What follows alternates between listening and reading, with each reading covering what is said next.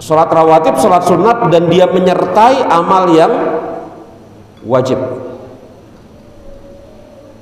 Makanya ada rawatib zuhur, rawatib maghrib, rawatib isya, rawatib subuh, karena dia menyertai amal yang wajib.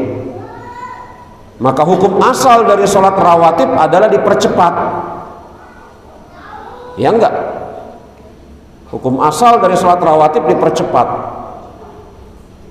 Maka sesaat setelah seseorang mengerjakan sholat wajib, dia berzikir kepada Allah dan yang semisalnya, andai dia tidak memiliki halangan untuk mempercepat, maka yang paling bagus adalah dia langsung mengerjakan apa?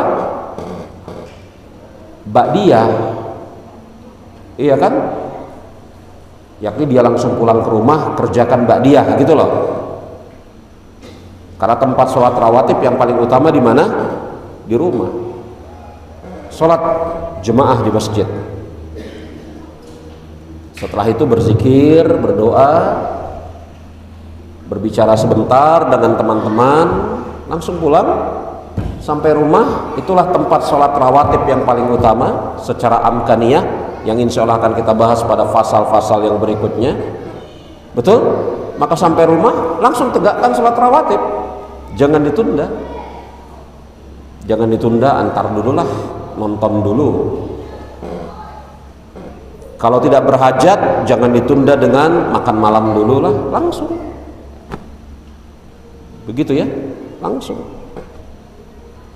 Begitu juga kalau kemudian sebagian di antara kita mungkin setelah sholat isya ada agenda rapat di masjid, mungkin ini kan. Maka setelah sholat isya berzikir, berdoa sebentar, langsung kerjakan sholat rawatib, baru rapat. Bukan rapat dulu, selesai rapat rawatib, ba'diyah isya. Karena secara umum amal yang bersifat wajib dan amal-amal sunnah yang menyertai amal-amal wajib, dia dipercepat pelaksanaannya secara umum, kecuali beberapa contoh seperti tadi, mengakhirkan sahur, mengakhirkan membayar zakat fitrah, ya. Rasul pernah mengakhirkan, bahkan mengkodok ba'diyah zuhur, betul? Betul memang. Tapi apakah itu menjadi kebiasaan beliau? Kenapa beliau mengkodok ba'diyah zuhur? Apa sebabnya? Karena datang utusan-utusan dari berbagai macam negeri datang kepada beliau, iya kan? Maka hukum asal ba'diyah zuhur dipercepat. Begitu. Maklum, itu waktu yang paling utama. Iya. Sebagaimana juga kita berikan contoh beberapa hal. Kita masuk sekarang tentang awqat fadilah lil nawafil. Awqatul fadilah lil nawafil. Waktu-waktu yang utama untuk mengerjakan amal-amal sunat. Kalau amal-amal wajib sudah. Sekarang kita bicara amal-amal sunat, halaman ke-70 dan seterusnya.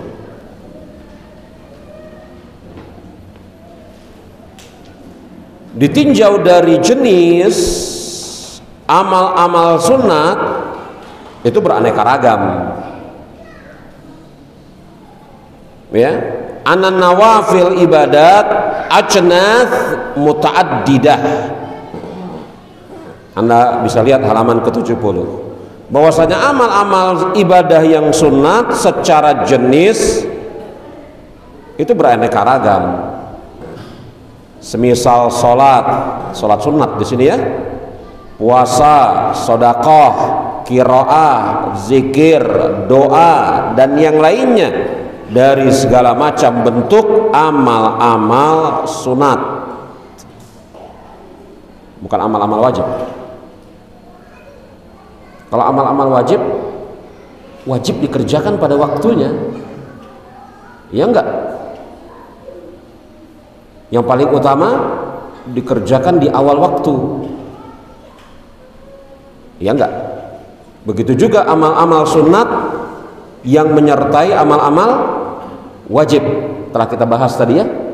Nah, ini amal-amal sunat yang lain, semisal sholat, puasa, sodakoh, kiroah, membaca Al-Quran, zikir, doa, dan yang lainnya dari amal-amal sunat. Ya, yang masing-masing dari amal-amal tersebut memiliki waktu fadilah, waktu yang utama di dalam mengerjakannya. Apabila kita perhatikan waktu utama untuk mengerjakan ibadah-ibadah yang sunat, maka mungkin bisa kita perinci menjadi yang pertama, halaman ke-70,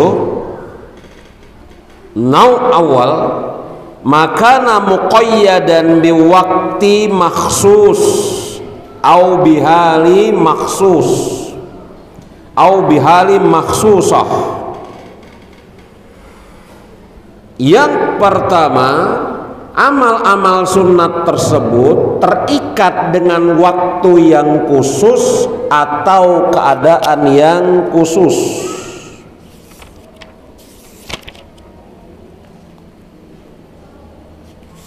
Ini yang pertama.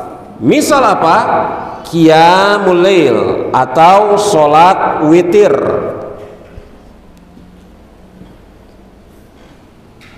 Kapan waktu qiyamul lail dan sholat witir? Waktunya adalah baina sholatil isya ila tulu'il fajri ala masyhur. Waktu qiyamul lail, sholat malam dan sholat witir kapan? Antara sholat isya sampai terbitnya fajar, dan inilah pendapat yang paling masyhur.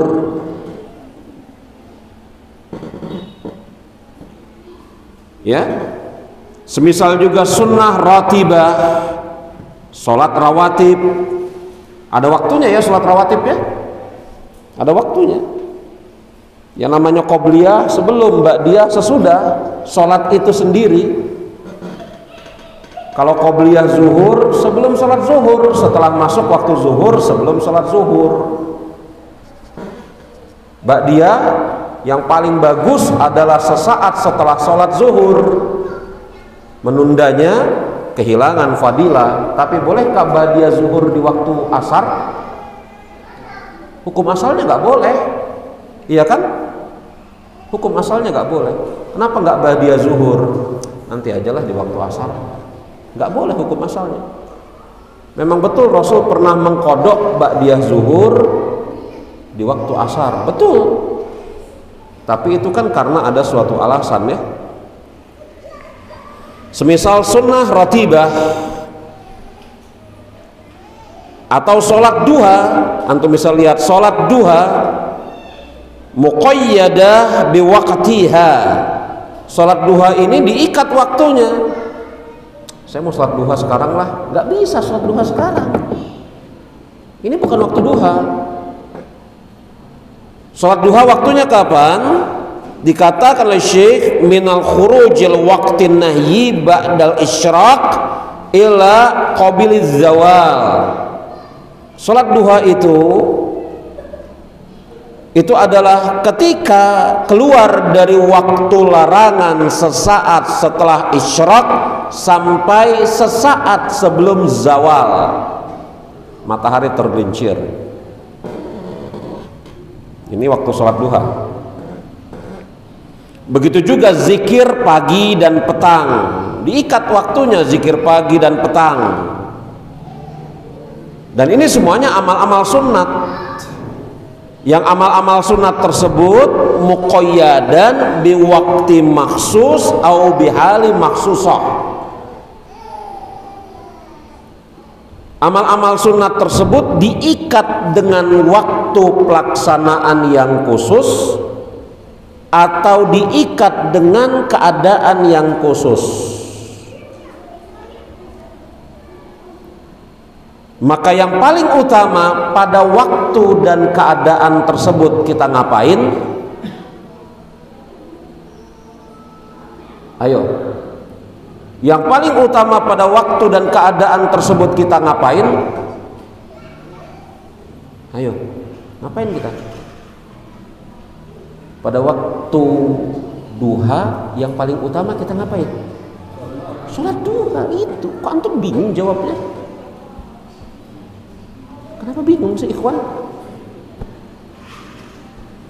Bukan baca Quran. Iya kan? Bukan baca Quran. Kita tidak katakan baca Quran tidak berpahala, bukan amal yang utama. Kan kita lagi bilang tafadulil a'mal ini.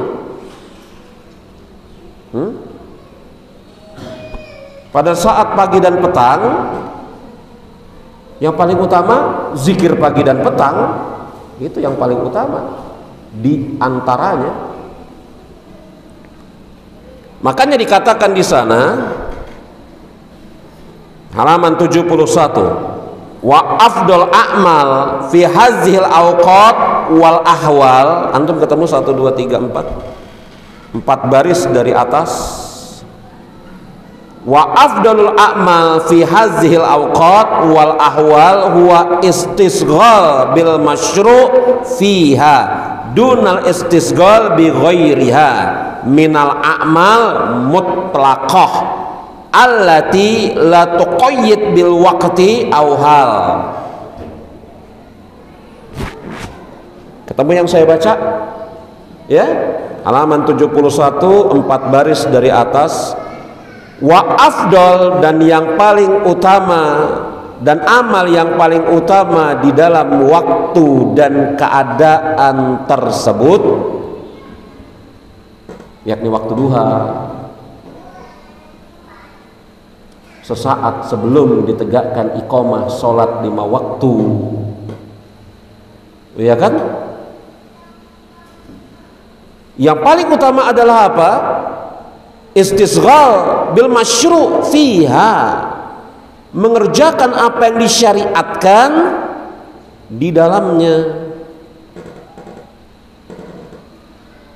Ini mutabaah yang hakiki. Karena mutabaah yang hakiki, apa kata Ibnu Taimiyah? Di dalamnya terkandung berapa hal? Ayo ikhwan yang ikut daurah dari pagi. Mutabaah yang hakiki di dalamnya terkandung kata Ibnu Taimiyah berapa hal? 2. Yang pertama ta'adiyah, yakni mengerjakan amal tersebut seperti yang dikerjakan oleh Rasul, dan yang kedua ala wajil masyru', sesuai dengan apa yang beliau syariatkan. Makanya di sana dikatakan istisghal bil masyru', menyibukkan diri dengan yang disyariatkan fiha, pada waktu dan keadaan tersebut, dunal istisghal bi ghairiha minal a'mali mutlaqah, bukan menyibukkan diri dengan amal yang mutlak, yang umum. Bukan berarti amal yang mutlak, amal yang umum ini tidak baik untuk dikerjakan, baik, tapi mafdul atau afdal? Mafdul.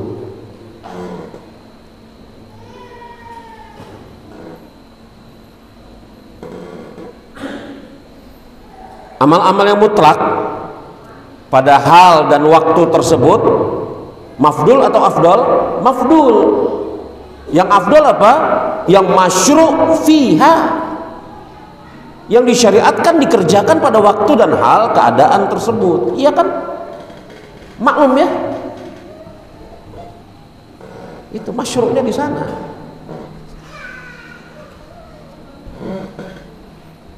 Dan inilah kata para ulama, ya, semisal Imam Ibnul Qayyim dan yang lainnya.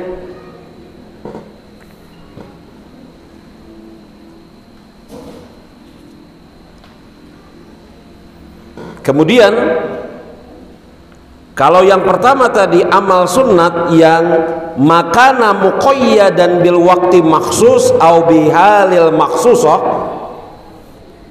halaman 70. Maka pada halaman yang ke-71 antum bisa lihat an-naw' tsani, 6 baris dari bawah halaman ke-71,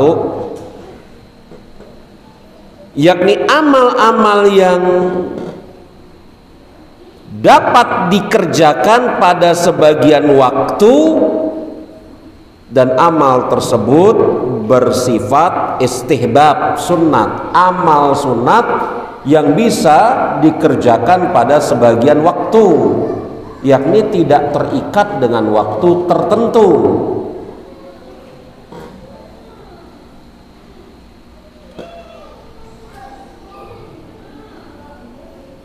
Ya,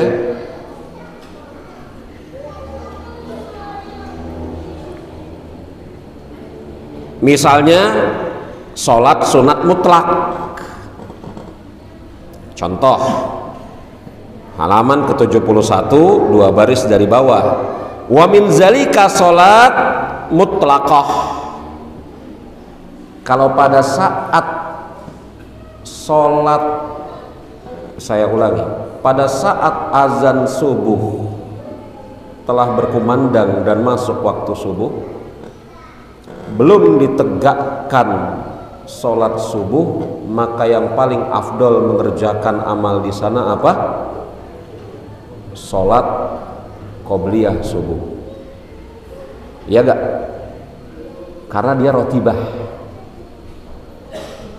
bukan sholat sunat mutlak. Ya.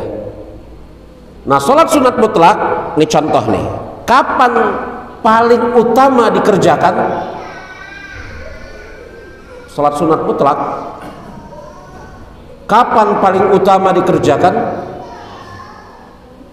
Lihat halaman ke-71 2 baris dari bawah, wa min zalika sholatil mutlaqah fahiya fil laili afdal minha fin nahar. Adapun berbicara tentang sholat sunat mutlak, maka mengerjakannya di waktu malam hari lebih utama dibanding di siang hari. Lebih utama mengerjakan sholat sunat mutlak di malam hari dibanding di siang hari. Dalilnya mana? Firman Allah Subhanahu wa taala dalam surat Al-Muzammil ayat yang ke-6. Inna nasyi'atal laili hiya asyaddu, bahwasanya, iya betul ini ya, surat Muzammil ayat yang ke-6, betul, bahwasanya bacaan di malam hari tersebut lebih berkesan. Lihat halaman ke-72,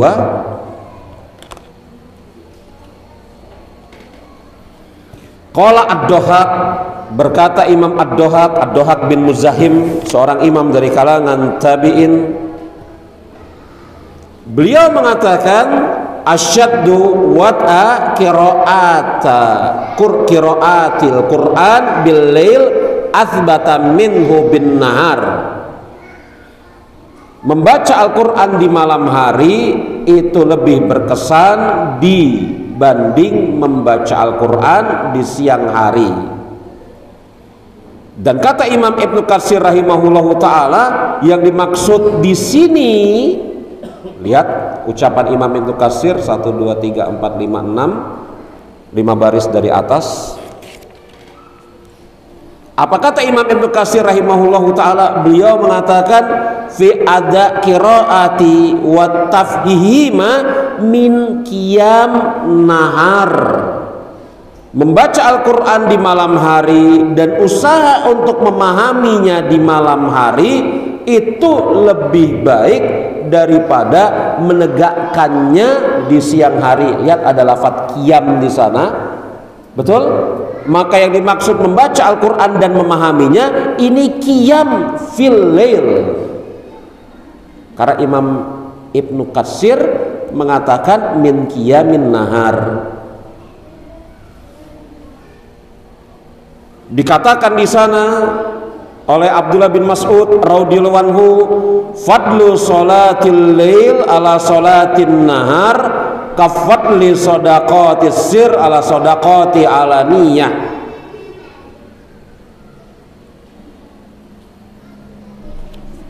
Sebentar ikhwan, saya jeda dulu, ada telepon.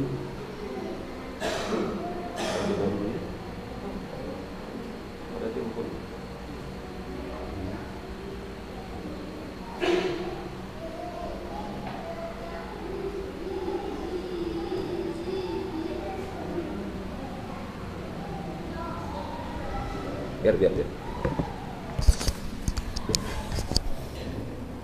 Kita lanjutkan ucapan Abdullah bin Mas'ud radhiyallahu anhu. Ibnu Mas'ud radhiyallahu anhu mengatakan, fadlu salatil lail ala salatin nahar kafadli shadaqatis sir ala shadaqatil alaniyah. Keutamaan salat malam dibanding salat siang seperti sedekah secara terang-terangan dibanding sedekah secara sembunyi-sembunyi. Sedekah lebih utama apa? Terang-terangan atau sembunyi? Sembunyi. Kalau zakat terang-terangan. Sudah kita bahas di kesempatan pagi hari tadi.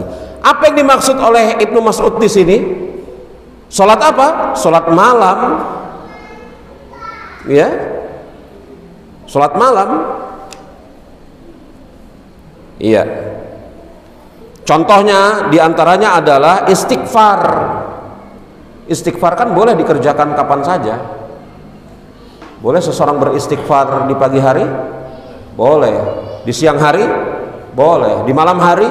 Boleh. Tetapi yang paling bagus istighfar, antum lihat 4 baris dari bawah halaman ke-72, wa mimma yadkhul fi hadzal bab istighfar. Dan masuk ke dalam pembahasan ini adalah istighfar di waktu sahur. Karena Allah Subhanahu wa taala berfirman, wabil asharihum yastaghfirun. Wa qala ta'ala wal mustaghfirina bil ashar. Dan di waktu sahur mereka beristighfar. Az-Zariyat ayat yang ke-18. Dan di dalam surat Ali Imran disebutkan di sana orang-orang yang beristighfar di waktu sahur. Maka istighfar di waktu sahur itu lebih utama dibanding istighfar di waktu yang lain. Begitu. Ya. Dan ini contoh-contoh. Dan istighfar bisa dikerjakan kapan saja. Tetapi istighfar di waktu sahur itu lebih utama. Ya. Membaca Al-Quran, sholat sunat mutlak yang lebih utama di waktu malam, berdasarkan ayat-ayat yang telah kita baca tadi. Nah, inilah ya. Maka ini menunjukkan kepada kita bahwasanya yang kedua, amal sunnat yang disyariatkan untuk dikerjakan di suatu waktu, maka yang paling utama adalah dikerjakan pada waktu-waktu yang telah disebutkan. Padahal dia bisa dikerjakan di setiap waktu. Allahu a'lam. Iya. Tayyib. Kemudian Syekh berbicara panjang lebar itu ya, tentang beberapa contoh amal-amal sunat yang paling utama dikerjakan pada ini. Amal sunat mutlak. Ya, kita masuk kepada pembahasan mutaba'ah yang ammah, halaman ke-79. Mutaba'ah yang ammah pada halaman yang ke-79.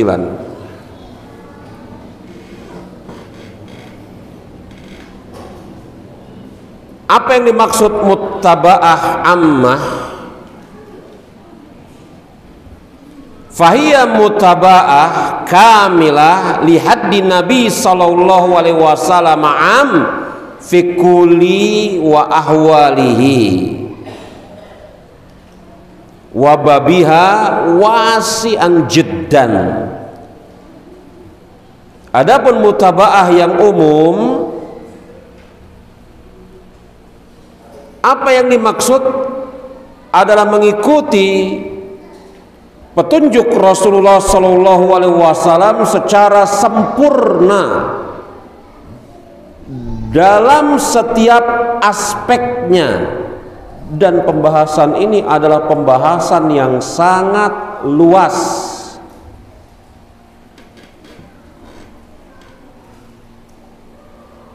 Kalau mutabaah yang khusus kan mutabaah yang wajibah dan yang kamilah, betul? Adapun mutabaah ini mutabaah yang am.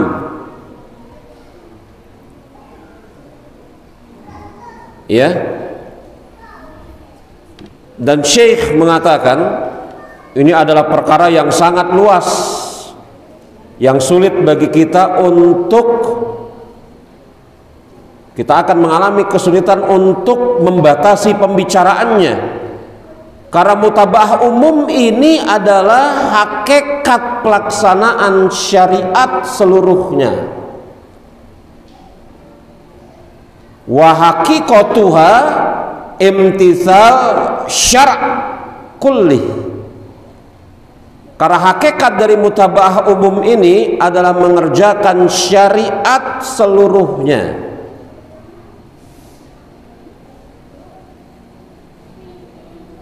Yang kata Syekh, wala sabil litahqiqiha illa bikamal fiqh fid din. Mencapai derajat mutabaah ammah ini tidak akan mungkin bisa terwujud kecuali dengan kesempurnaan fikih di dalam agama, wa quwwah azimah alal amal, dan kekuatan yang sangat terhadap amal, ma'at taufiq lillahi li'abdi wa inayatih wa i'anatih, dan taufik dari Allah Subhanahu wa ta'ala dan bantuan kepada hambanya. Jadi mutabaah ammah ini perkara yang sangat sulit dikerjakan oleh seorang hamba, dan membatasi pembicaraannya pun agak sulit, karena mutabaah ammah ini adalah hakikat syariat itu seluruhnya. Jadi kalau seseorang hendak mutabaah ammah, maka dia harus mengikuti seluruh apa? Seluruh tindak tanduk perbuatan Rasulullah Shallallahu Alaihi Wasallam. Ini perkara yang sulit, yang tidak mungkin, tidak ada jalan untuk merealisasikannya kecuali dibarengi dengan kesempurnaan ilmu di dalam agama, kekuatan keinginan untuk mengerjakan amal, taufik dan pertolongan dari Allah Subhanahu wa ta'ala kepada hamba-hambanya. Ini berat sekali mutabaah yang ammah ini. Tetapi Syekh mengatakan, beliau mengatakan ini di halaman 79, 8 baris dari bawah, fal aqul musta'inan billah. Adapun aku berkata dengan memohon pertolongan kepada Allah. In madar hazihi darajah ala iddah usul.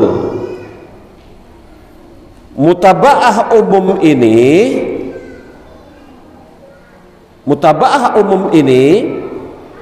berporos pada beberapa pokok. Nah ini dia, mutabaah umum ini berporos pada beberapa pokok. Pokok yang pertama, asal awal 7 baris dari bawah, al mutaba'atu lin nabi sallallahu alaihi wasallam fi syumul fi ibadati bihaitsu la yastaghilu bin naw dunal akhar.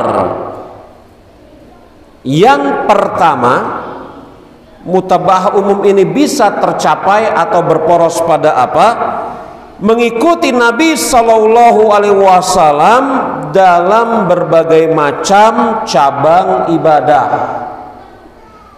Artinya sudah barang tentu dia sholat 5 waktu, juga mengerjakan sholat sunat, juga membaca Al-Quran, juga dia puasa wajib, juga dia puasa sunat, dia sodakoh yang wajib berupa zakat, dia juga sodakoh yang sunnah. Dia berusaha untuk mengerjakan amal-amal itu semua, walaupun sudah barang tentu dari amal-amal itu semua yang dia kerjakan apa, kemungkinan di sana ada kekurangannya, gitu ya. Kata Syekh, bihaitsu la yastaghil bin naw' dunal akhar. Dia tidak hanya terfokus kepada satu ibadah saja dan dia melalaikan ibadah yang lain. Artinya dia berusaha untuk masuk ke dalam seluruh cabang ibadah yang disyariatkan dan pernah diperbuat oleh Rasulullah SAW semampu dia. Dia tidak hanya fokus kepada satu titik saja dan melalaikan yang lain. Jadi kalau ada orang yang fokus kepada satu titik saja, bagus, tetapi dia tidak sampai kepada derajat mutaba'ah yang ammah. Ya, misalnya dia alim di dalam membaca Al-Quran, mengetahui qiraahnya, bagus itu, berarti dia afdol di dalam masalah itu. Tetapi dia tidak tahu penafsirannya, apalagi hukum-hukum yang ada di dalam ayat-ayat yang dia baca dan dia hafal. Berarti dia tidak sampai kepada derajat mutaba'ah yang sempurna pada titik amal membaca Al-Quran. Dia harus berusaha. Makanya ketika mensifatkan azan ya, ketika mensifatkan Imam Abdullah ibnu Mubarak, apa kata para ulama?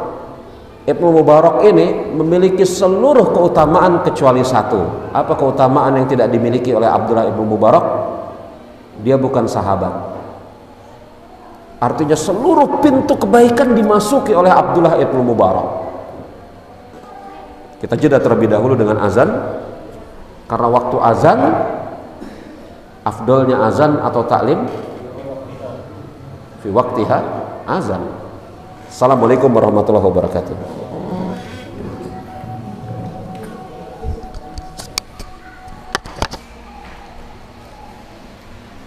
Allahu Akbar, Allahu Akbar, Allahu Akbar.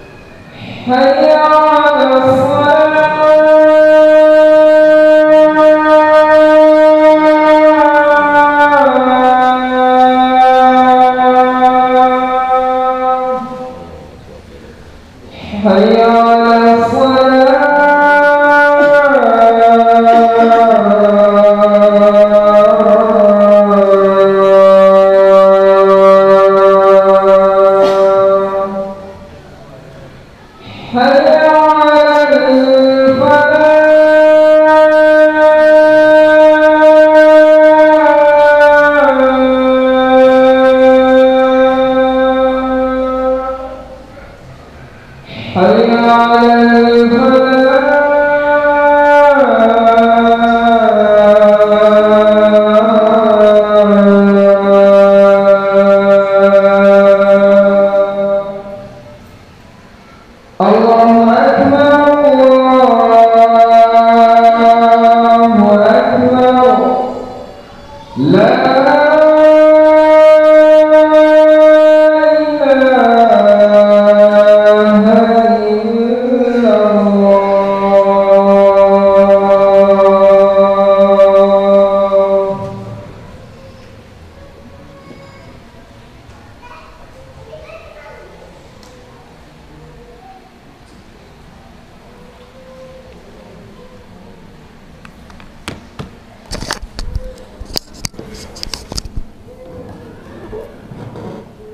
Bismillah.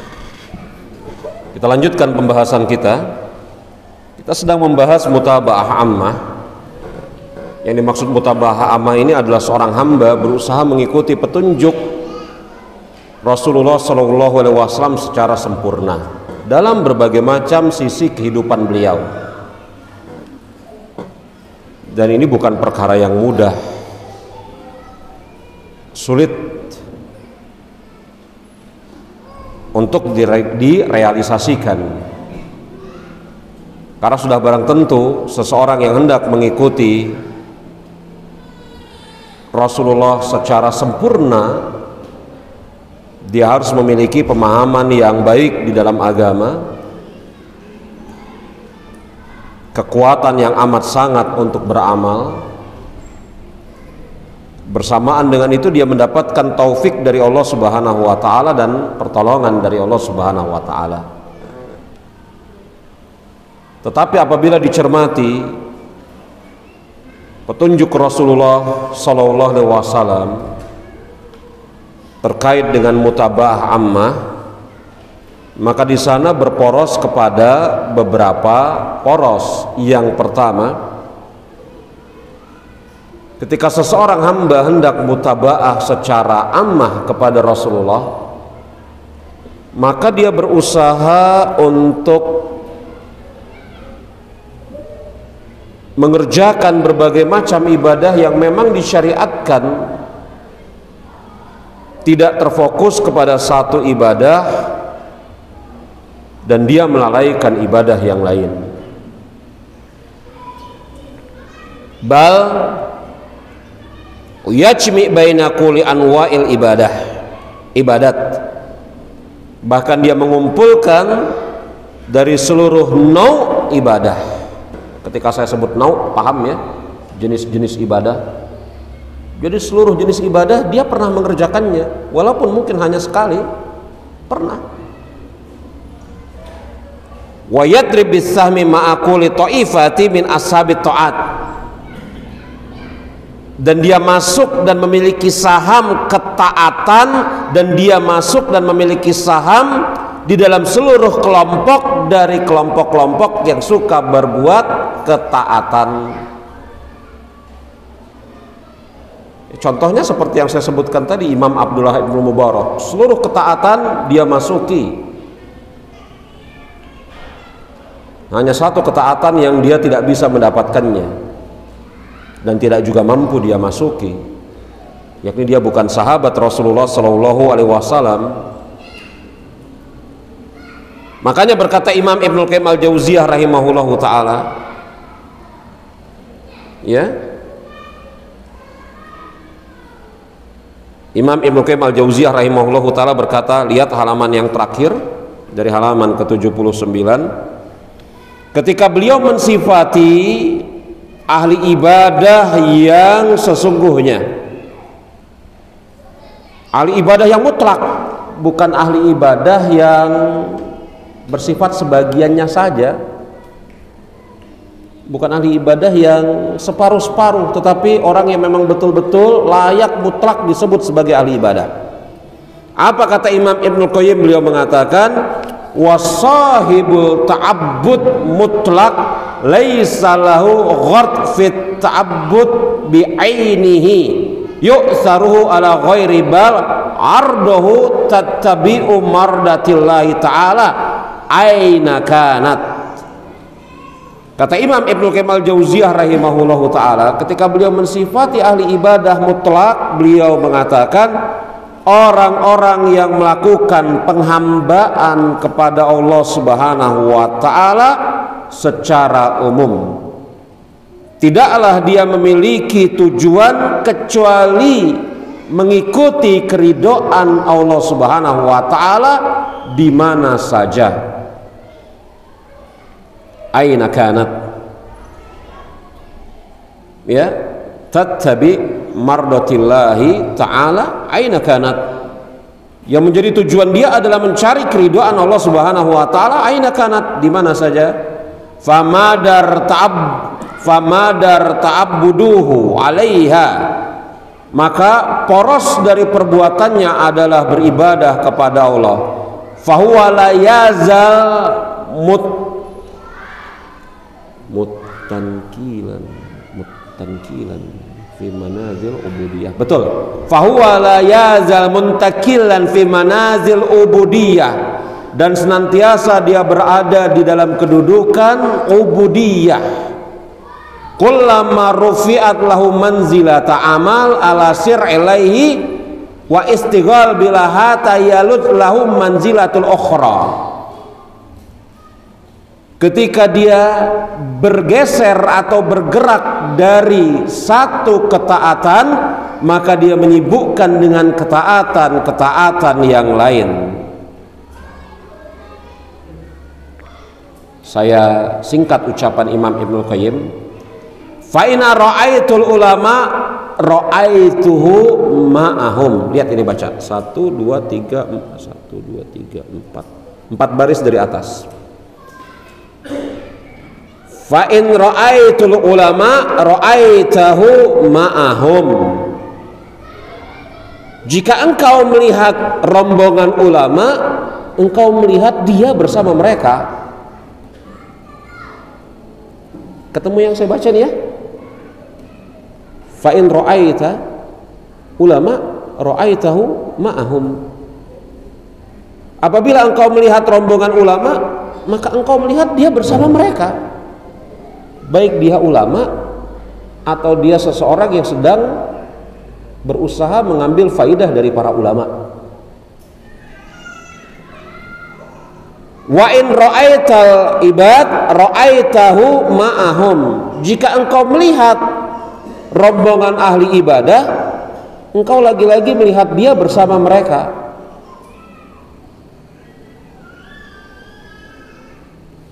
Wa in ra'aita mujahidin ra'aitahu ma'ahum.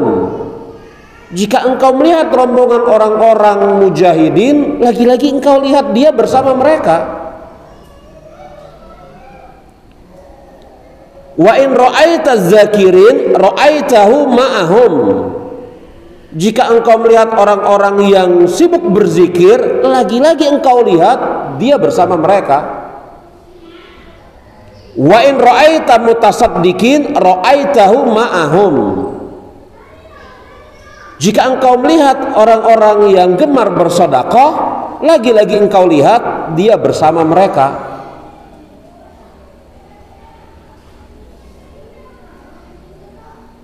Ya. Artinya ada orang yang berada di mana-mana di dalam cabang-cabang kebaikan. Ini ahli ibadah yang mutlak. Dan contohnya Abu Bakar As-Siddiq. Contohnya Abu Bakar As-Siddiq. Contohnya Imam Ahmad. Contohnya Imam Abdullah ibnu Mubarak. Dan orang-orang kayak gini nggak banyak.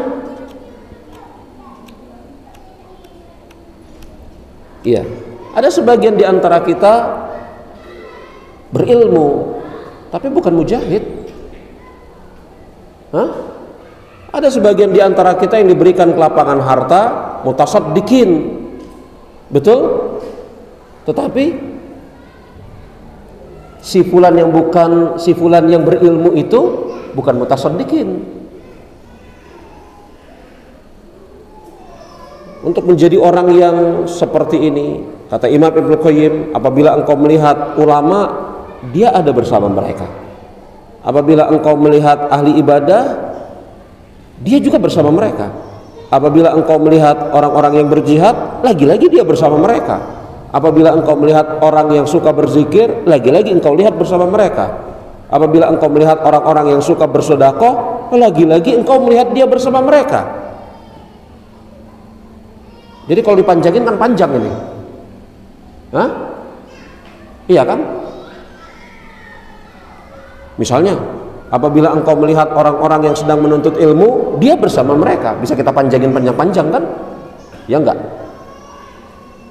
Apabila engkau melihat orang-orang yang suka membantu fakir miskin, engkau melihat dia bersama mereka. Hah? Apabila engkau melihat orang-orang yang gemar mengerjakan dan melakukan amar ma'ruf nahi munkar, engkau melihat dia bersama mereka. Apabila engkau melihat orang-orang yang sedang menghafal Al-Quran, para hafid, engkau melihat dia bersama mereka. Kalau mau kita panjangin kan panjang ini ya. Maka inilah ahli ibadah yang mutlak. Sulit atau mudah ini? Sulit. Kan kecenderungan kita hanya satu atau dua ibadah yang kita tekuni. Ya enggak sih? Tapi itu lebih mending daripada tidak ada satupun ibadah yang kita tekuni. Dan Rasul kan masuk ke dalam seluruh ini. Kalau disebut mujahid, Rasul mujahid. Kalau disebut orang yang suka bersedekah, beliau adalah orang yang paling dermawan. Kalau disebut ahli ibadah, beliau ibadahnya yang paling hebat. Kalau disebut amar ma'ruf nahi munkar, beliau adalah orang yang paling kuat amar ma'ruf nahi munkarnya.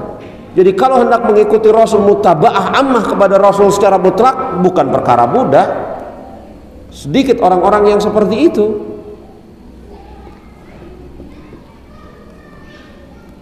Asal yang kedua, bukan asal, pokok yang kedua. Makanya di sana ada contoh dari Abu Bakar ya. Abu Bakar As-Siddiq radhiyallahu anhu. Abu Bakar As-Siddiq contohnya. Antum bisa lihat ini dalam hadis sahih dikeluarkan Imam Bukhari dan Imam Muslim dari sahabat Abu Hurairah radhiyallahu anhu.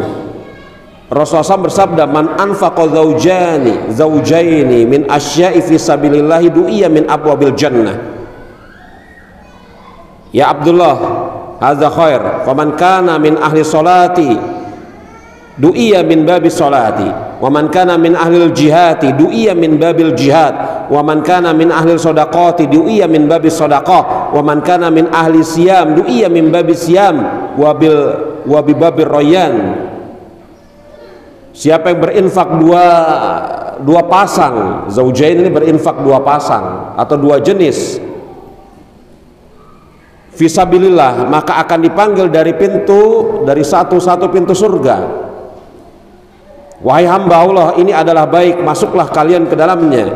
Siapa yang dia ahli solat, maka akan dipanggil dari pintu solat untuk masuk ke dalam surga. Siapa yang termaksud ahli jihad, maka akan dipanggil masuk surga lewat pintu jihad. Siapa yang termaksud ahli sedekah, maka akan dipanggil oleh Allah, maka akan dipanggil untuk masuk surga lewat pintu sedekah. Siapa yang termaksud orang yang suka berpuasa, maka akan dipanggil untuk masuk ke dalam surga lewat pintu puasa, yakni babur rayyan. Dan Abu Bakar bertanya kepada Rasulullah, "Ya Rasulullah, apakah ada orang yang dipanggil dari seluruh pintu itu?" Begitu ya. Abu Bakar bertanya kepada Rasulullah, "Ya Rasulullah, apakah ada orang yang dipanggil dari seluruh pintu itu?" Siapa yang termaksud ahli puasa dipanggil lewat pintu puasa. Berarti kan ini orang memiliki kekhususan sendiri. Ini ahli siyam, ini ahli jihad, betul? Ini ahli sedekah. Abu Bakar bertanya kepada Rasulullah, "Ya Rasul, ada gak orang yang dipanggil dari seluruh pintu itu?" Apa kata Rasulullah? "Naam, ada." Berarti ahli ibadah yang mutlak ada atau tidak? Ada. Ahli ibadah yang mutlak ada atau tidak? Ada. Rasul mengatakan ada. Apa kata Rasul? "Wa arju an takun minhum ya Abu Bakrin." Dan aku berharap orang tersebut salah satunya adalah engkau wahai Abu Bakar. Apa yang terjadi setelah Abu Bakar mendengar hadis ini dari Rasulullah? Maka dia kuatkan keinginannya Allah Subhanahu wa ta'ala berikan taufik kepada Abu Bakar dan pertolongan, maka di kemudian hari di waktu pagi Rasul mengatakan, siapa yang membebaskan budak pada hari ini? Saya ya Rasul, kata Abu Bakar ya.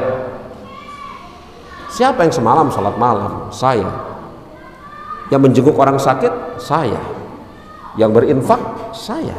Yang puasa? Saya. Ketika disebutkan oleh Rasul siapa ini, siapa itu, siapa ini, ada yang saya. Tapi irisannya semakin sedikit sehingga ketika disebut siapa itu hanya Abu Bakar yang menjawab, saya. Abu Bakar ahli ibadah mutlak. Ada orang-orang seperti ini, ada. Sulit. Perkara yang teramat berat untuk mutaba'ah ammah kepada Rasulullah Sallallahu Alaihi Wasallam. Ya, makanya setelah mendengar hadis ini dan mendapatkan doa Rasulullah, arju antakun minhum ya Abu Bakrin, aku berharap orang itu salah satunya engkau wahai Abu Bakar. Rasul berdoa kebaikan untuk Abu Bakar, maka Abu Bakar radhiyallahu anhu kuatkan keinginannya. Kan di awal disebutkan ini nggak mungkin bisa dilakukan oleh seseorang kecuali dia sempurna ilmu agamanya, kuat keinginannya untuk mengerjakan amal soleh dan mendapatkan taufik serta pertolongan dari Allah untuk mengerjakan amal tersebut. Dan Abu Bakar mendapatkan ketiga-tiganya. Ini yang pertama. Yang kedua, pokok dari mutaba'ah umum ya, ada 4. Kita selesaikan sampai fasal ini, sehingga apabila nanti Allah takdirkan kita lanjutkan buku ini, maka kita mulai dari fasal kelima, andai kata Allah takdirkan. Dan memang juga antum setuju, karena saya khawatir banyak yang nggak setuju, pusing. Fasal pokok yang kedua, mutaba'ah lin Nabi sallallahu alaihi wasallam fil mudawamah alal a'mal qadru taqah. Mengikuti Nabi sallallahu alaihi wasallam di dalam kontinuitas apa tuh? Mengikuti Nabi sallallahu alaihi wasallam di dalam berkesinambungan, mengikuti Nabi Sallallahu Alaihi Wasallam untuk mengerjakan amal secara berkesinambungan sesuai dengan kadar kemampuannya. Dan ini berat, serius berat, serius ini berat sekali, berat sekali. Contohnya sholat malam saja, berat sekali kita melakukan sholat malam secara kontinu, berat. Padahal Rasul mengerjakan sholat malam secara kontinu. Nah itu dia tuh, kalau mau menjadi mutaba'ah ammah kepada Rasul, sholat malam secara kontinu. Dan ini berat sekali.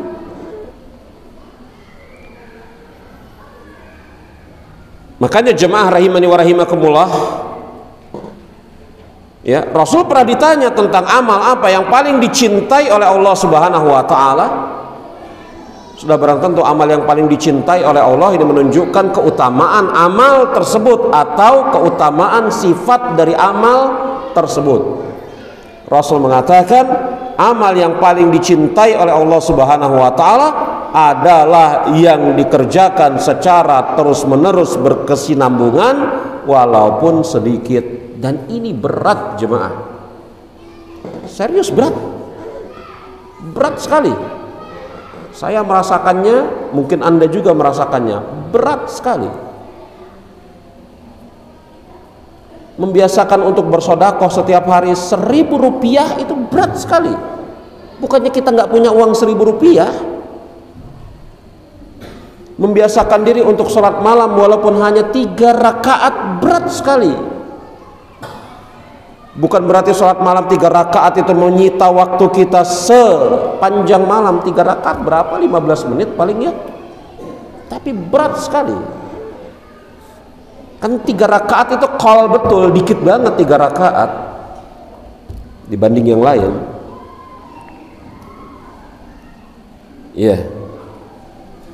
Kemudian pokok yang ketiga, mutaba'ah lin Nabi sallallahu alaihi wasallam fil a'mal ala wajhis sadat wal iktisad wa taysir wa ijtinab ma kana minhu ala wajhil takalluf wal ijtihad wa ta'sir.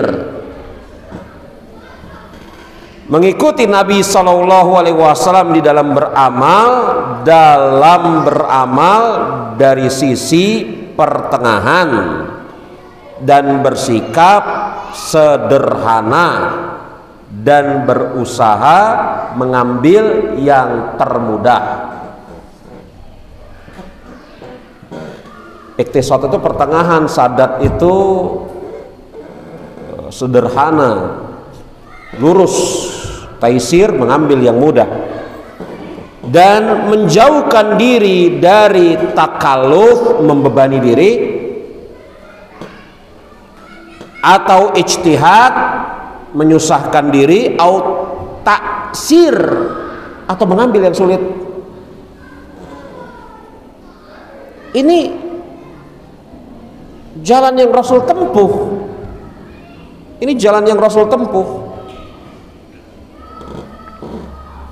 Iya, jalan yang Rasulullah sallallahu alaihi wasallam tempuh di dalam beramal. Antum bisa lihat halaman yang ke 82 paling atas. Wa akhrajahu Bukhari min hadis Abi Hurairah anin Nabi sallallahu alaihi wasallam annahu qala.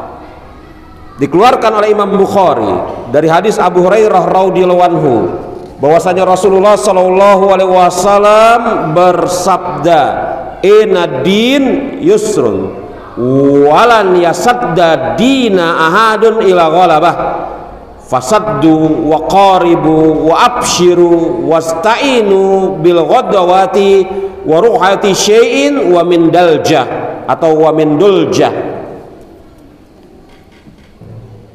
Apa kata Abu Hurairah radhiyallahu anhu? Beliau mengatakan bahwasanya beliau mendengar Nabi sallallahu alaihi wasallam bersabda, sesungguhnya agama ini mudah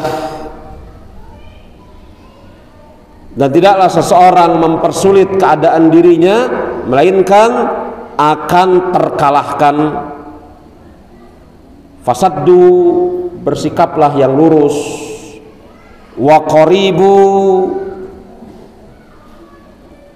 yakni ambillah yang mudah, wa abshiru, dan bergembiralah, wasta'inu, mohonlah pertolongan kepada Allah, bil ghadawati, di waktu pagi, wa ruhati, dan di waktu siang atau sore, wa syai'in min daljah, dan pada sebagian waktu malam. Sesungguhnya agama ini mudah dan tidaklah seseorang mempersulit dirinya kecuali pasti akan terkalahkan. Maka bersikaplah yang sederhana, ambillah yang mudah, bergembiralah, mohonlah pertolongan kepada Allah di waktu pagi, petang, dan sebagian dari waktu malam. Ya, kata Syekh, wa nusus min hadzal asal wa aqwal ulama fit takrir katsirati wa sayati arduha mufassala fi fadli mustaqil insyaallah. Nas-nas dalam masalah ini dan ucapan para ulama yang menetapkan perkara ini yang ketiga banyak dan akan datang penjelasannya secara terperinci insyaallah pada kesempatan yang akan datang, yakni kalau antum lihat catatan kaki yang kedua di dalam pasal yang ke-6. Jadi tidaklah benar amal itu menjadi utama ketika kita mengambil pilihan yang paling sulit. Enggak, iya kan? Oh, supaya saya mendapatkan ganjaran yang paling banyak maka saya cari yang paling sulit. Enggak begitu rumusnya.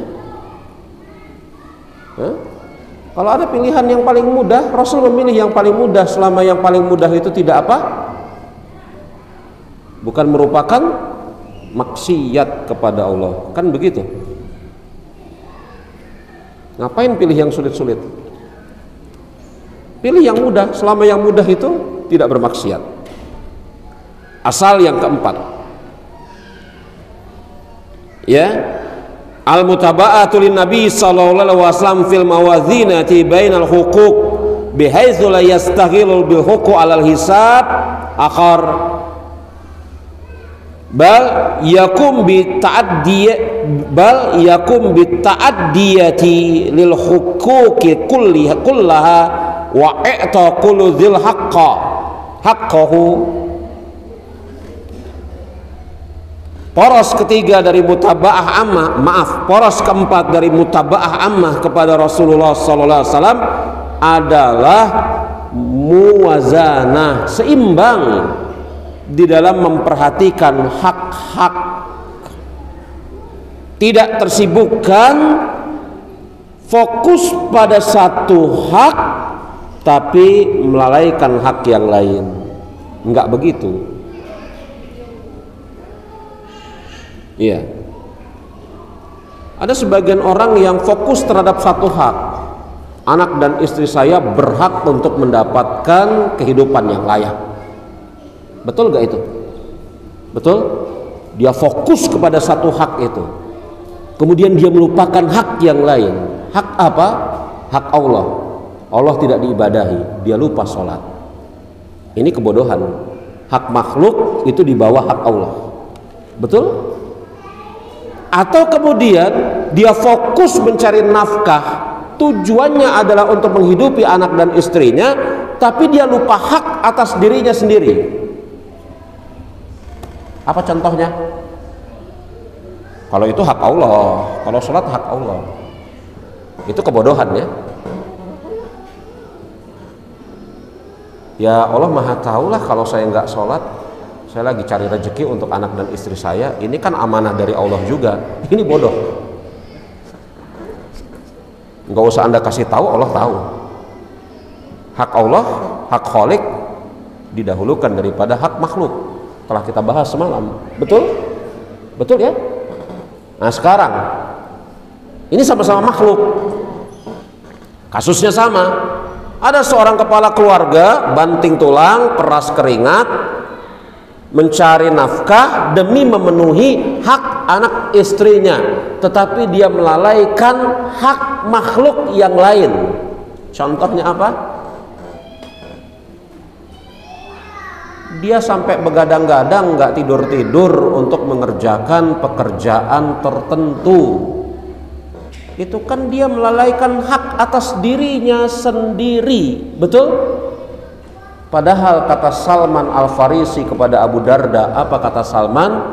Wa inna jasadika alaika haqqan. Tubuhmu ini punya hak. Betul? Ini bukan orang yang bermutaba'ah secara ammah kepada Rasulullah sallallahu alaihi wasallam. Bukan.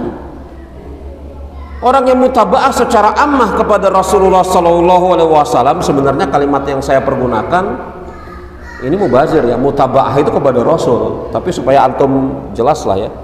Ini kan kalimat mubazir ya, mutaba'ah kepada Rasul. Ya mutaba'ah itu kepada Rasul. Kan nggak boleh mutaba'ah kepada sesuatu selain Rasul. Tapi ya nggak apa-apalah ya. Walaupun itu berkonsekuensi saya mengulangi, memperpanjang pembicaraan dan bertambah capek. Jadi seseorang yang kemudian dia memperhatikan hak seseorang, tidak memperhatikan hak yang lain, ini dia tidak sedang bermutaba'ah secara khosoh lagi. Tidak sedang bermutaba'ah secara ammah kepada Rasulullah sallallahu alaihi wasallam. Rasul itu memperhatikan seluruh hak Allah. Rasul perhatikan, beliau berikan porsi yang sempurna. Sebagaimana hak makhluk, beliau juga berikan porsi yang sempurna. Seluruhnya beliau berikan porsi yang sempurna, pas. Betul kita tidak akan mungkin bisa mencapai kesempurnaan, tetapi berusaha memberikan hak yang memang berhak, kan bisa kita usahakan. Ya enggak? Di antara hak yang berhak atas diri kita, hak siapa? Orang tua. Saya dan antum-antum ini yang masih punya orang tua kita itu berhak atas diri kita, betul? Sebagian laki-laki, ini peringatan juga bagi perempuan-perempuan yang ada di atas. Sebagian laki-laki, kepala keluarga suami, fokus memenuhi hak anak dan istrinya. Dia lupa bahwasanya dia punya orang tua yang juga berhak atas diri dia. Ini bukan mutabaah yang am. Orang tuanya punya hak. Orang tua saya, orang tua Anda, kita yang masih punya orang tua, itu punya hak atas diri kita. Hak kita datangi, hak kita tanya keadaan mereka, hak kita bantu, itu hak mereka ya. Hak kita bantu. Sudah barang tentu ala qadri taqat, sesuai dengan kemampuan kita sudah barang tentu. Maka kata Syekh, ya, mutaba'ah lin Nabi sallallahu alaihi wasallam fil muwazanah bainal huquq, yakni di antara bentuk mutaba'ah kepada Rasul secara umum adalah dia seimbang. Muwazanah itu seimbang. Ya. Seimbang. Saya koreksi, muwazanah mungkin bukan seimbang, proporsional, itu lebih bagus. Kalau seimbang kok kayaknya 50-50 ya. Enggak gitu. Dia proporsional, bukan 50-50. Kalau proporsional ya memang sesuai dengan porsinya. Ya, mutaba'ah kepada Nabi sallallahu alaihi wasallam di dalam muwazanah proporsional antara hak-hak yang ada. Yang dimaksud di sini, dia tidak menyibukkan untuk memperhatikan satu hak dan dia lalai dari hak yang lain. Bahkan dia berusaha untuk memenuhi hak-hak itu secara keseluruhan. Telah kita sebutkan hadis Salman semalam, ya kan? Telah kita sebutkan hadis Salman semalam. Telah kita sebutkan juga hadis Abdullah bin Amr bin As semalam, dan itu lagi-lagi dibawakan oleh Syekh. Lihat itu, masih halaman ke-82.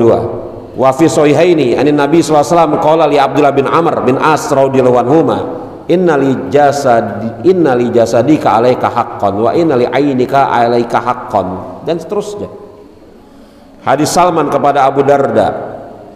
Salman mengatakan, wa inna li nafsika alaika haqqan wa li ahlika alaika haqqan fa'ti kulli dzi haqqahu. Rasul mengatakan, betul Salman. Maka apabila kita hendak menjadi orang yang bermutaba'ah secara ammah kepada Rasul, maka yang keempat, proporsional di dalam usaha kita memberikan hak orang-orang yang memang berhak. Tidak kemudian sibuk memperhatikan hak seseorang dan lalai dari memperhatikan hak yang lain. Allahu a'lam bissawab. Selesai pasal yang keempat. Hal indakum soal? Ada pertanyaan?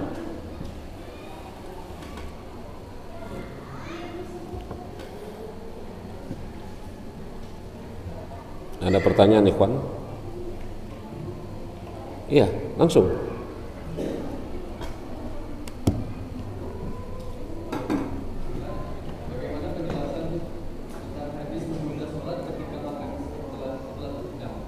Iya, menunda sholat ketika makan, kita harus berbicara hukum asalnya terlebih dahulu. Kita harus berbicara tentang hukum asalnya terlebih dahulu. Ya, hukum asal sholat 5 waktu dikerjakan di awal waktu, kecuali apa? Sholat isya, dia lebih utama dikerjakan di akhir waktu. Itu ya.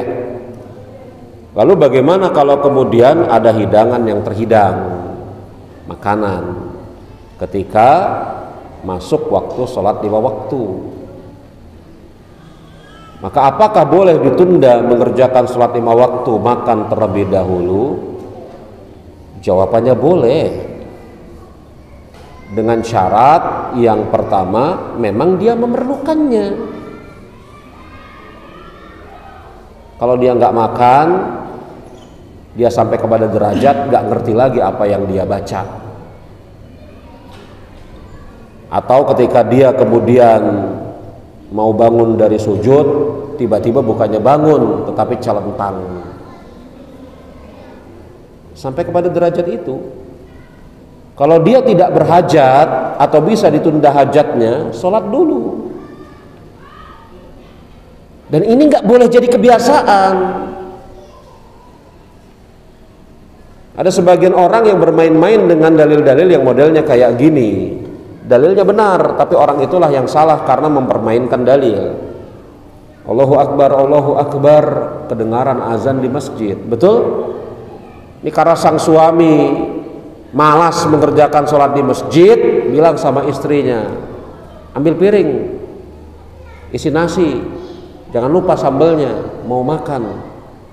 Dia dengar azan langsung ngomong begitu sama suami, sama istrinya. Betul? Ditegur sama anaknya atau sama istrinya, tuh udah azan, sholat dulu. Loh, ini makanan sudah terhidang, besok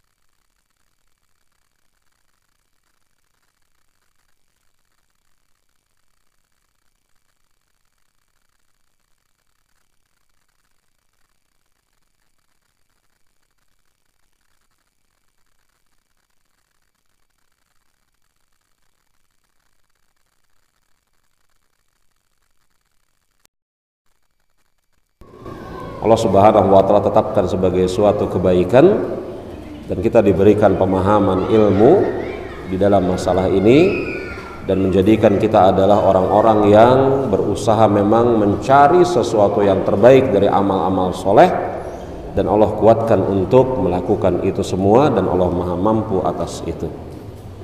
Sebelumnya saya katakan saya mohon maaf apabila ada hal-hal yang kurang berkenan dari penyampaian saya ataupun yang semisalnya. Insyaallah ta'ala sekaligus saya izin kepada antum semua, besok saya akan kembali ke mana ya? Ya, ke rumah lah. Saya insyaallah ta'ala besok akan kembali ke rumah saya, ya. Dan mudah-mudahan Allah Subhanahu wa taala mempertemukan kita pada kesempatan yang akan datang dalam keadaan semakin bertambah baik, bertambah ilmu, bertambah iman, dan bertambah amal-amal soleh. Subhanakallahumma wa bihamdika asyhadu an la ilaha illa anta astaghfiruka wa atubu ilaik. Alhamdulillahirabbil alamin. Assalamualaikum warahmatullahi wabarakatuh.